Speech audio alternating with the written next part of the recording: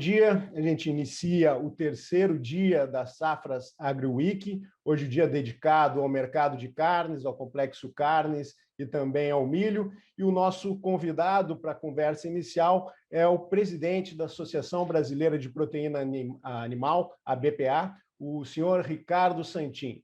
Bom dia, senhor Ricardo, tudo bem? Bom dia a todos os participantes dessa Safras AgriWeek. É um prazer imenso estar falando com vocês nesse terceiro dia do evento.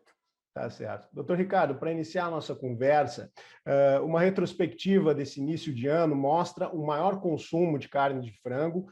Os 2 primeiros meses foram de menor demanda pela carne suína, mas com sinais de recuperação. O que a gente pode esperar para esse 2021 em termos de mercados, preços, expectativa de produção do setor nesse 2021? Bem, nós esperamos que se repita, falando de uma maneira geral nas proteínas, o que a gente aconteceu em 2020. As dificuldades da pandemia foram muito grandes, mas o setor conseguiu superar, cuidando dos seus trabalhadores e também atendendo ao decreto de essencialidade para não faltar comida na mesa dos brasileiros e ainda por cima manter o perfil de exportador, tanto em aves como em suínos. A gente começa o ano com uma queda nas exportações, mas mantendo o mesmo nível de aumento de consumo.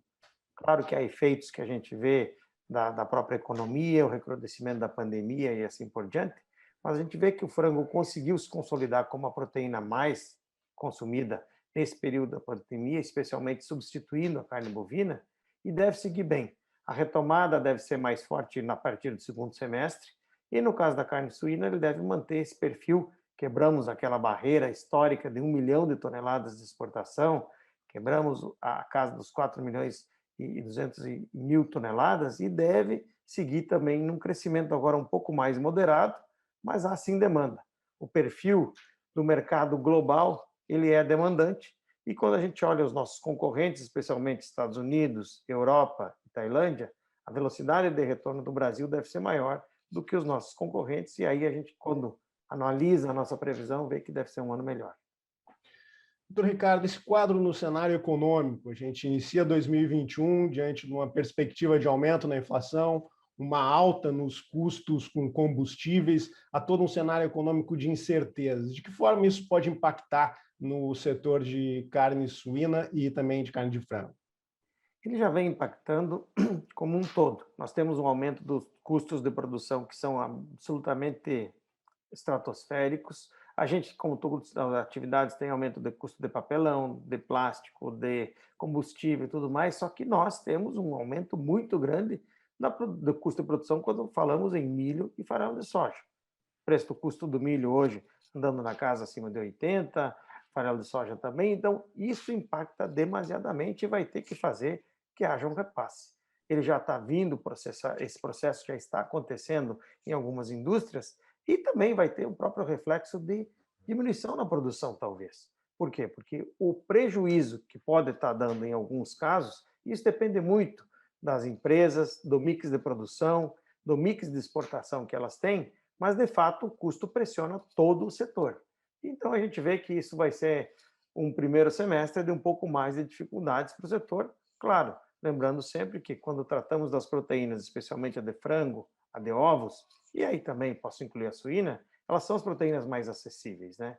E as pessoas precisam sim ter isso na sua dieta diária, e é por isso que a gente entende que, apesar de mais devagar, o primeiro semestre vai ser de mais dificuldades e o segundo deve haver uma recuperação.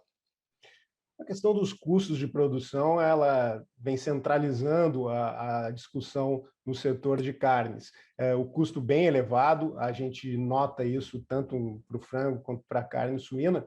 E a minha pergunta para o senhor é a seguinte: já há algum encaminhamento por parte da associação, da BPA, junto ao governo, para garantir medidas que possam determinar um abastecimento mais seguro a toda essa questão com possível atraso no plantio da safrinha, em decorrência do atraso da colheita de soja, e a entidade já busca junto ao governo alternativas para garantir esse abastecimento, alguns mecanismos que possam facilitar?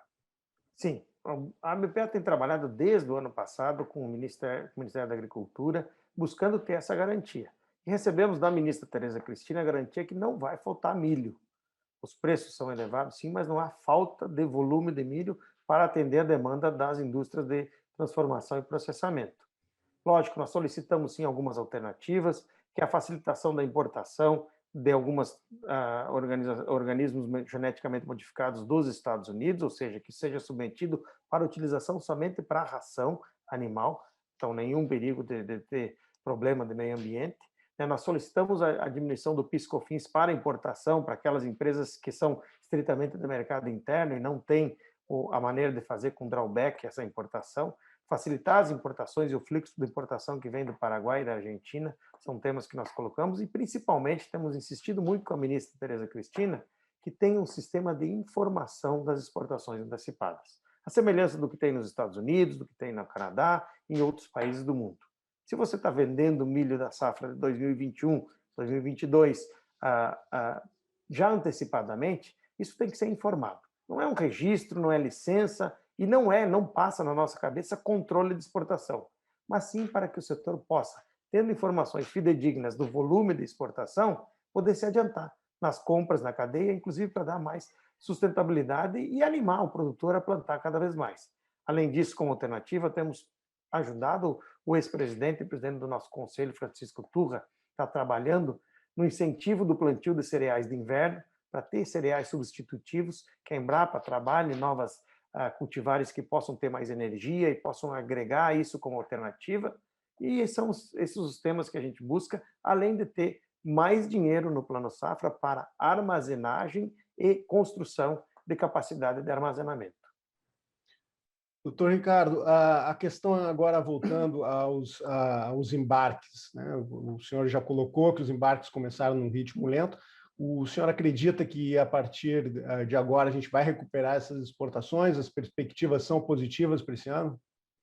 São positivas para esse ano. Agora, o mês de fevereiro já deve começar a recuperar, não totalmente aquilo que se perdeu em janeiro comparado com janeiro do ano passado, mas começa já a dar um drive da tendência. Quando olhamos, falamos antes dos concorrentes, a previsão de que as exportações dos nossos concorrentes sejam um pouco menores. E aí, olhando o panorama geral, a gente infelizmente vê lá na Ásia um recrudescimento da peste suína africana em países lá da Ásia e do norte da Europa, ou da Europa oriental, está tendo ainda episódios. Você vê na Alemanha crescimento de episódios, claro, em javalis selvagens, mas isso são indicativos que, inclusive, denotam que a própria indústria local não vai ir com muita vontade de crescer, porque teme o problema da peste suína africana. Por outro lado, temos a influenza aviária. Então, temos manifestação disso, inclusive na Rússia, na peste suína africana. Aquele ambiente que fez que houvesse uma grande demanda em 2020 persiste para 2021. Só que, na nossa visão, com um pouco mais de diferença, já que os nossos concorrentes hoje estão menos preparados para exportar, segundo as previsões do USDA, Rabobank e da própria agência Safras. Então, a gente entende que 2020 vai ter uma demanda boa, né? Esperamos que o Brasil também consiga, com a vacinação caminhando mais aqui no Brasil, a retomada econômica do país. E, lógico, a gente espera que com a vacinação, aqueles destinos das nossas exportações para o food service, especialmente a Europa e o Oriente Médio, eles tenham um movimento um pouco maior e aí sim vai ser puxada a exportação. Em relação à China, porque em termos de demanda, no ano passado, a China foi fundamental em várias commodities agrícolas brasileiras e a gente sentiu esse impacto principalmente no setor da suinocultura. As exportações de carne suína aumentaram muito com essa demanda chinesa. Esse ano, o quadro é semelhante. Algumas informações dão conta de que a China vai recuperar parte do seu plantel. A China deve comprar menos esse ano na comparação com o ano passado, ou a expectativa é de uma manutenção dessa firmeza na demanda por parte dos chineses? A expectativa que a gente tem com as informações que vêm da nossa gerência lá de Pequim são de que isso vai ser mantido. A China está lutando ainda para a prevenção, ela volta, mas nós fizemos estudos que quando ela voltar a atingir os 54 milhões que ela produzia anteriormente, ela vai precisar de 57. Mas não é só a China. Isso acontece com o Vietnã, isso acontece com o Laos, com o Camboja, com todos os países da Ásia. Então, essa demanda ela deve ficar consistente. E ainda outros problemas. Na Ásia você encontra PED, você encontra outras doenças da suinocultura que estão prejudicando o aumento da produção. Não bastasse isso, A Rússia agora também começa a fazer consultas e deve também ser um drive de aumento de exportação de aves e de suínos durante o ano de 2021.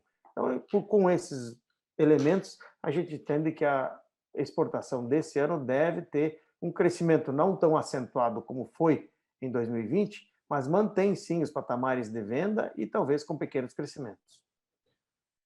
Outra questão, presidente, envolve a abertura de novos mercados. A característica da BPA sempre foi de buscar aberturas de novos mercados, é um movimento constante da entidade.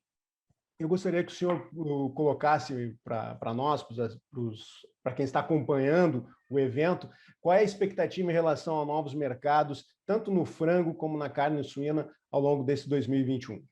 Você coloca bem, esse é um mantra aqui da nossa associação, sempre foi com o Turra enquanto foi presidente, eu como diretor executivo e agora como presidente, a gente continua a lutar. Independente da China estar demandando muito, de outros países demandando muito, o Brasil precisa ter alternativas.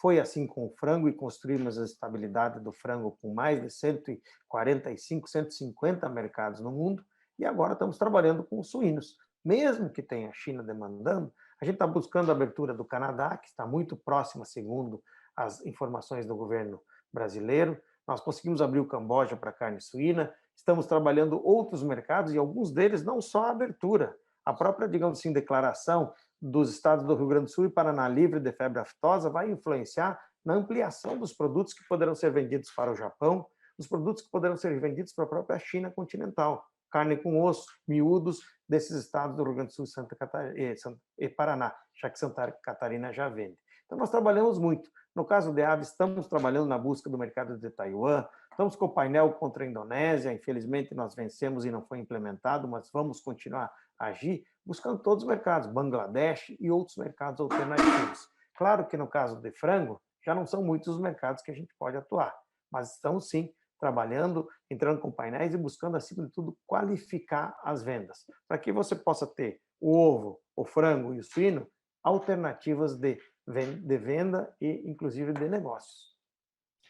Doutor Ricardo Santin, presidente da Associação Brasileira de Proteína Animal, a BPA, gostaria de agradecer essa conversa com o senhor. Já levantamos uma série de pontos que, com certeza, nossos analistas vão colocar nas suas palestras e que também o pessoal que está nos assistindo vai nos questionar. Isso vai gerar uma boa discussão e as perspectivas positivas para esse setor ao longo do ano. Muito obrigado pela entrevista.